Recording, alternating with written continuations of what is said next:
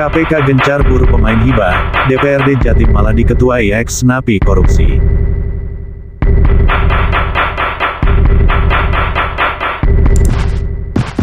DPRD Jatim tak henti-hentinya jadi sorotan.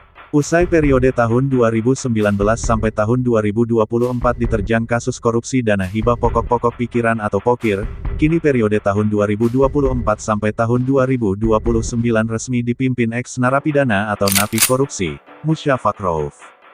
Bersama Musyafaq Rauf dari PKB, duduk di jajaran pimpinan atau wakil ketua, yakni Denny Wicaksono dari PDIP, Hidayat dari Gerindra, Blegur Prijanggono dari Golkar, dan Sri Wahyuni dari Demokrat.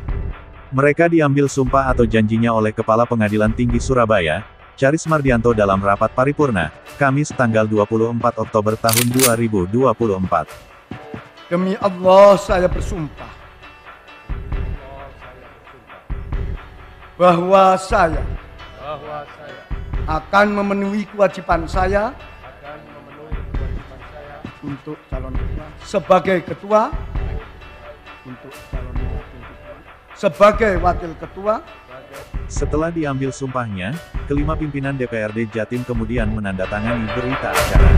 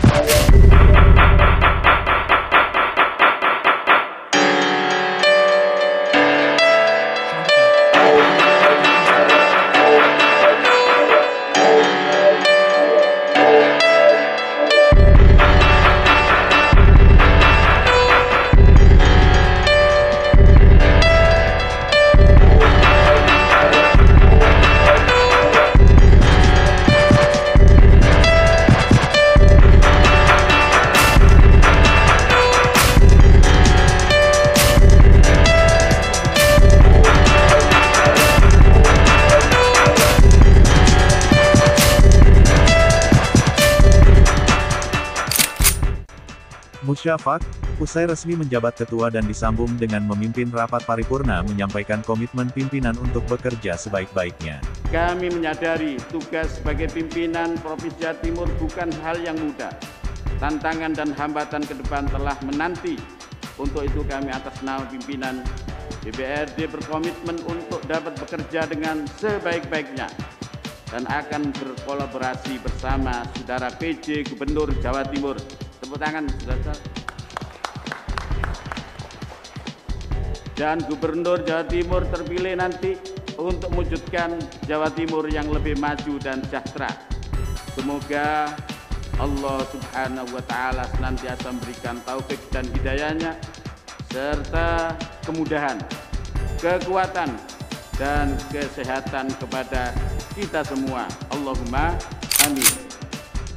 Diketahui, DPRD Jatim periode tahun 2019 sampai tahun 2024 menjadi sorotan tajam usai wakil ketuanya dari Golkar, Sahat Tuasimanjuntak diringkus Komisi Pemberantasan Korupsi atau KPK lantaran melakukan korupsi lewat ijon fee dana hibah POKIR. Posisi Sahat di kursi wakil ketua kemudian digantikan Estu Hari Subagio.